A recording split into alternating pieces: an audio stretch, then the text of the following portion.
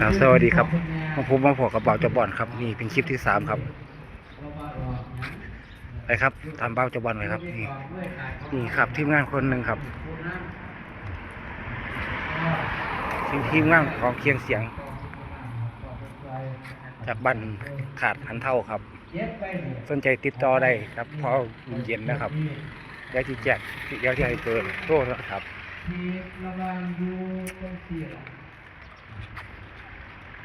ทำนี่เสียงเคียงอยู่ให้บัดเนี่ยว่าประชาสัมพันธ์ทางอยู่คนในบ้านโอ้รถขึ้นตากแดดแต่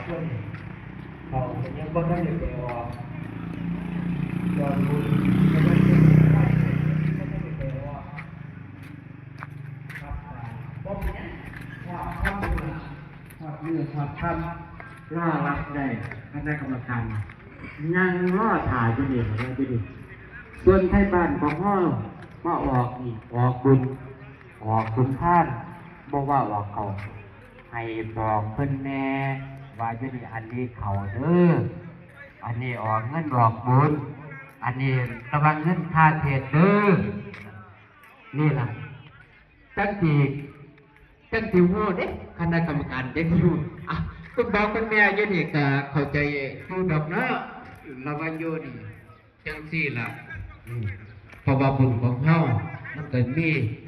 การแต่จ่ายทุกสิ่งทุกอย่างค่าเทียบกันคันที่ว่ามาอยู่นี่สมัยตั้งแต่ก่อนนี่บุญพระเวรแล้วนี่ก็เป็นธรรมดาเนี่ยตื่นมามื้ออื่นระวังเดี๋ยวแห่ขอพันก่อนเหรอเฮ็ด นี่ครับรถของเบาเจ้าบอลที่มาการเคียงเสียงมือนี่ครับเฮ็ดกระดอนหาแพรพุ่นล่ะมาอยู่เร็วผมก็ส่วนนี้ก็เป็นสิ่งที่ดีตั้งแต่ก่อนจากพ่อจากแม่มาในส่วนของพ่อนี่แต่ว่าก็คำว่าลืมกับบ่แม่นเพราะว่าทางแก่ลูกเราโตแล้วหลานก็บ่เข้าใจคันบ่มีผู้พาเฮ็ดพาทำก็จังซี่ล่ะมันก็ลูกโตแล้วก็เข้าใจไม่โดนตอนนี้สิบอลไม่ให้นักร้องดอกดูกันขอบคุณอดีตฝ่ายปกครองสำหรับผู้ช่วยเต็มน้องครับคนก็เป็นผู้รักผู้ใหญ่ผู้หนึ่งนะครับเนาะแต่ว่าเราเรียง22ข้อง14นี่ผมอยากถามมันว่าพระเวทนี่โอ้โหจัดมากนี่ก่อนที่แม่ต้องสั่งที่อย่างเนี่ยบอก